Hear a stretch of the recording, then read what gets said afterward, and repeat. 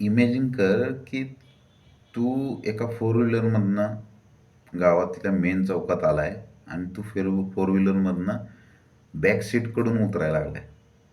तुझ्या पायात एकदम मोठं चांगलं ब्रँडेड शूज आहे, कोट बीट आहे, चांगलं ब्रँडेड घड्याळ आहे, चष्मा गॉगल टाकून तू आलायस आणि एकदम तू एक प्रकारे काय झालायस, ब्रँडेड झालायस, म्हणजे एकदम तू सक्सेसफुल झालायस, एकदम त्या लेवलला पोचलायस.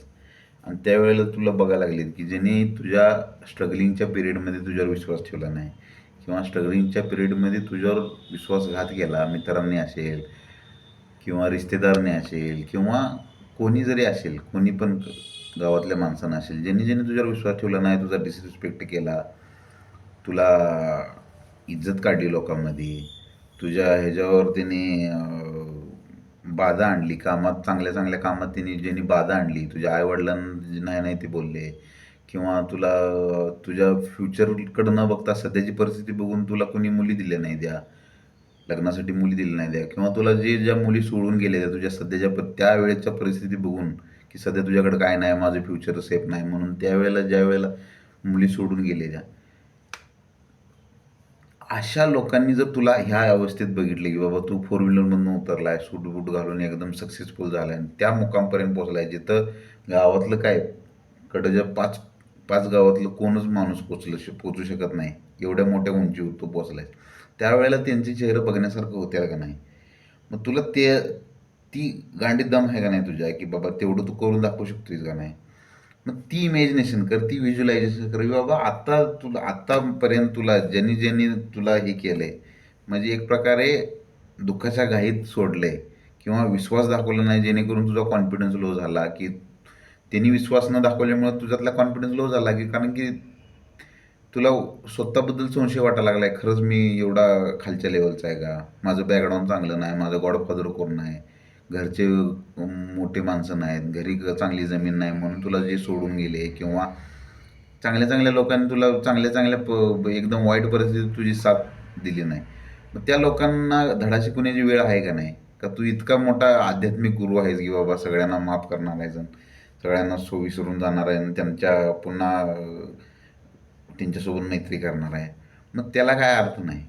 लोक काय काय पण म्हणतील की बाबा तू काय कर, असे एक माझा मित्रच म्हटला होता की बाबा तू का नाही असं म्हणजे रिव्हेंज घ्यायच्या टाईपनं तू जिंदगी जगू नको किंवा त्याला एक लय भारी शब्द आहे इंग्लिशमध्ये वेंजन्स म्हणून, वेंजन्स.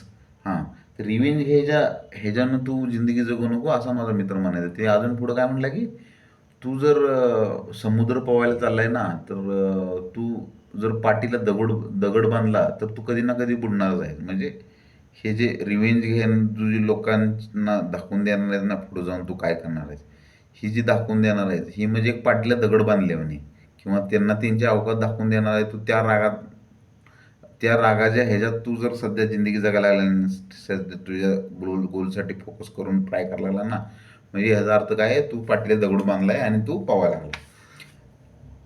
बाकीच्या नैतिकतेच्या गोष्टी गेल्या गाड्यावाल्या गांडीत, आपल्याला त्याचं काही देणं घेणं नाही. आपल्याला ज्यांनी ज्यांनी त्रास दिला आहे त्यांना त्यांची अवकात दाखवायची, एवढं लक्षात ठेवायचं आणि सक्सेस व्हायचं. आणि तीच गोष्ट ज्वलंत म्हणजे मोटिवेशन आहे. तुम्हाला बाकीचे मोटिवेशनच्या व्हिडिओ बघण्याची काहीच गरज नाही. ह्याच गोष्टी खूप मोटिवेशन देते की ज्यांनी तू चांगला आहेस, तू बरा आहेस, तुला आम्ही मुलगी देऊ शकेल, पण तुझं बॅकग्राऊंड चांगलं नाही. तुला म्हणजे माझ्या जिंदगीमध्ये असं झालेलं आहे की तुझ्याकडं बघून सगळं चांगलं आहे. तुझं जॉब आवडला, तुझं हे आवडलं, सगळं आवडलं, सगळं ठीक आहे. पण तुझ्याकडं बघून मुलगी द्यायचं काय नाही, पण घरचं परिस्थिती ठीक नाही, बॅकग्राऊंड चांगलं नाही. बॅकग्राऊंड म्हणजे काय तर तुझ्यावर लई जबाबदारी आहे, तुझे आईवडील असे आहेत, तुझे जमीन अशी आहे, तुझं हे असं आहे, ते असं आहे. अशा कारणानं तुला आम्ही नाकारतोय किंवा मग हे सगळं आहे म्हणून वेगळंच काहीतरी कारण सांगायचं की आमची मुलगी अजून शिकणार आहे, हे करणार आहे, ते करणार आहे.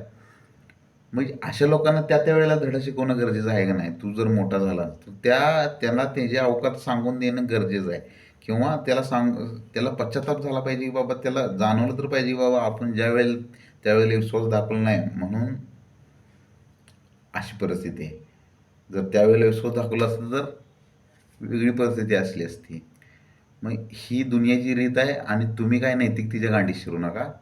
तुम्ही सुद्धा तसंच बना. पण हेच जे मोटिवेशन आहे ना, हेच जे तुमचे डिसरिस्पेक्ट आहे, डिप्रेशन ज्याच्यामुळं आलं आहे किंवा तुमचा कोणी अपमान केला आहे, तुम्हाला कोणी भरपूर जास्त त्रास दिला आहे, ते असं ज्वलंत मनामध्ये ठेवा आणि त्याचा मोटिवेशनमध्ये उपयोग करून पुढं काहीतरी वेगळ्या स्तरावर जाऊन मग पुन्हा त्यांना त्यांची अवकात दाखवा.